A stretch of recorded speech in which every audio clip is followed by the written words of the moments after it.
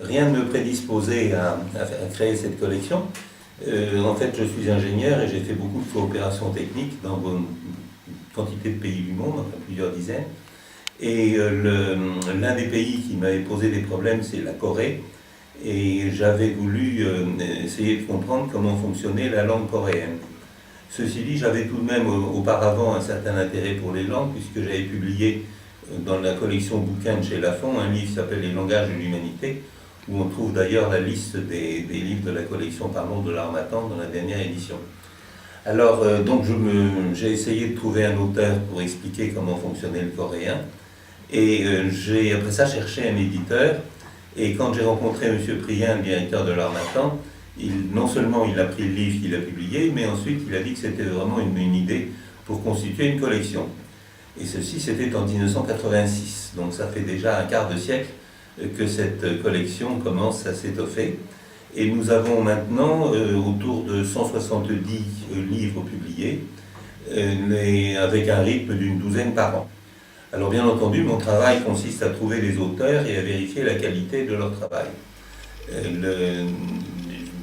Par exemple, pour les langues africaines, j'ai déjà plus de 60 titres publiés, et actuellement je travaille sur les langues du Caucase. Par exemple, dans la République russe du Daghestan, il y a au moins une quinzaine de langues qui se parlent, toutes plus compliquées les unes que les autres, et c'est pas toujours très facile de trouver des auteurs. Actuellement, j'ai un auteur pour le lak, qui est une langue parlée par 150 000 personnes, qui est horriblement compliquée, et je travaille sur des dictionnaires et des grammaires en russe qui expliquent cette langue. Mais j'ai des tas de projets de langues qui vont sortir prochainement, comme le Ainu, la langue des aborigènes du nord du Japon, le Divéi, qui est la langue des îles Maldives, c'est une langue très curieuse où on écrit les voyelles sur une ligne et les consonnes sur une autre ligne, une écriture qui n'existe que là. Et puis le Tetum, qui est la langue officielle du Timor oriental, où malgré une population qui ne dépasse pas 200 000 personnes, il y a au moins une dizaine de langues parlées dans ce pays, mais une qui est officielle, donc je vais essayer de publier avec un professeur de français qui est en Australie, de publier un livre sur cette langue-là. Enfin voilà, mon travail consiste encore une fois à chercher des auteurs et à les stimuler, parce qu'évidemment c'est un travail qui est normalement rémunéré par l'Harmattan, mais qui ne permet pas de vivre, puisque les tirages des livres sont, dans le meilleur des cas, les livres sont vendus à 4500 exemplaires, mais pour des langues extrêmement rares, c'est de l'ordre de 150, 200, et donc c'est à la limite de rentabilité pour l'éditeur. Mais en tout cas, c'est une façon de sauvegarder du savoir, et par conséquent, l'Harmattan, qui a pour philosophie précisément de sauvegarder des cultures menacées, est tout à fait désireuse de publier de tels ouvrages. Vous pensez que c'est un grand intérêt de s'intéresser à ce genre de langues qui, à mon avis, ne sont pas parlées par beaucoup de monde? Ben, ça dépend, vous savez, j'ai tout de même un parlon russe ou un parlon allemand. J'ai pas pris l'anglais parce qu'il y a vraiment trop de livres.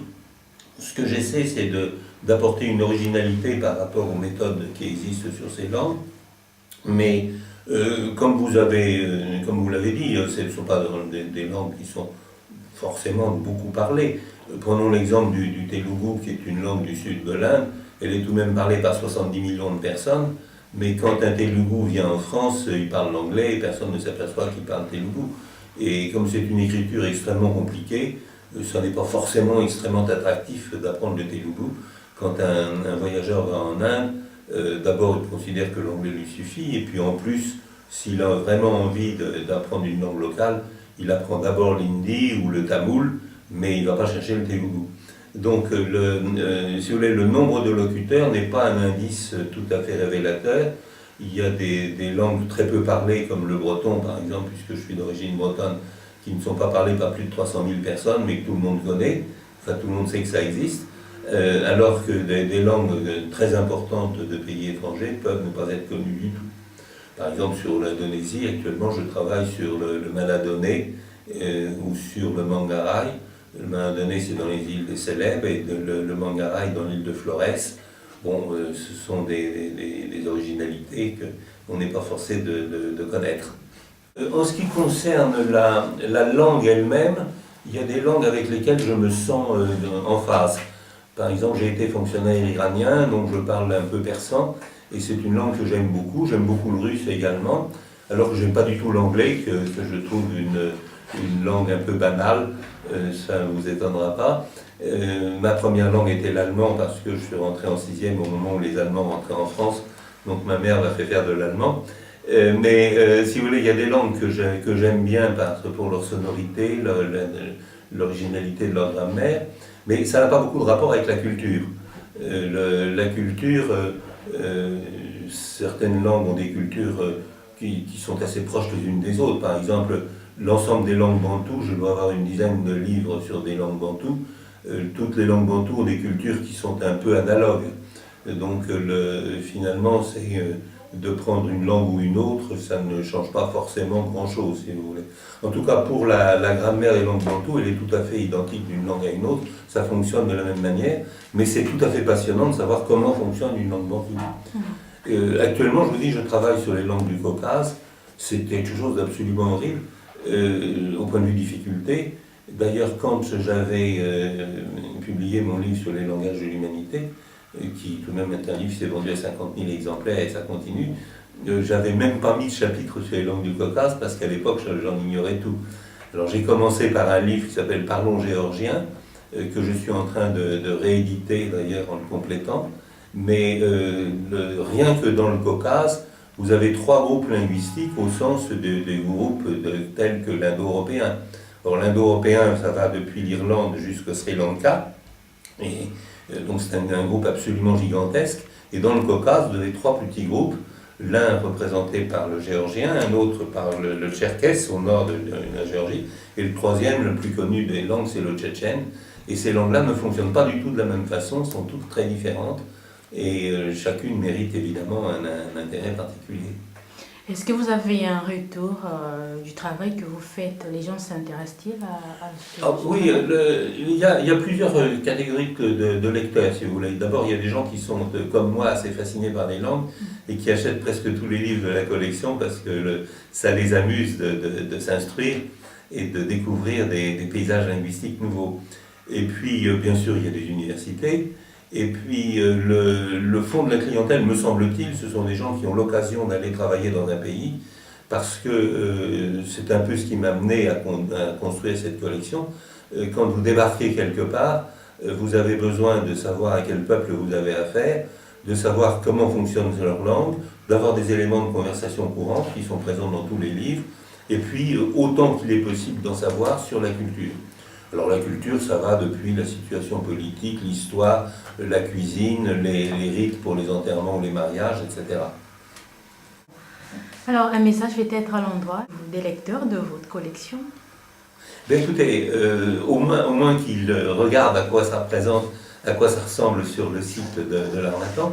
Il ne faudra pas que les lecteurs s'étonnent du caractère un peu différent de la qualité des livres selon les auteurs que j'ai pu trouver. Certains sont des grands professionnels des langues, ils font parfois des livres un peu compliqués.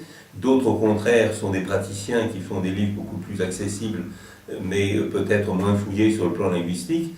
Moi, mon problème, c'est de trouver des auteurs et de leur faire produire le maximum de la meilleure qualité. Donc, il est évident que l'expérience que j'ai de tous ces pays fait que ça me permet de poser le plus possible les bonnes questions pour avoir les bonnes réponses. Le dernier livre paraît quand?